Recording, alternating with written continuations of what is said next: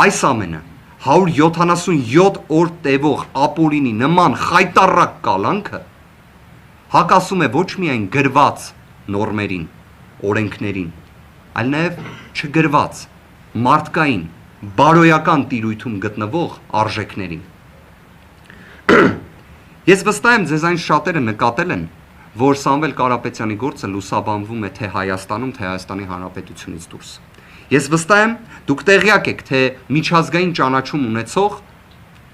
բազմաթիվ իրավաբաններ, փաստաբաններ, հանրային գործիչներ խոսում են Սամվել Կարապետյանի գործի մասին։ Եթե կա կարծիք, որ այս ամենը հետևանք չի ունենալու, այդ կարծիքը սխալ է։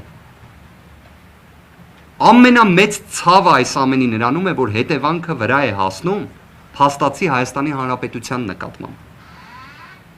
Ցավալի է այս ամենը, որովհետև կոնկրետ անձինք կատարում են կոնկրետ գործողություններ, հետևանքը լինում է կոլեկտիվ։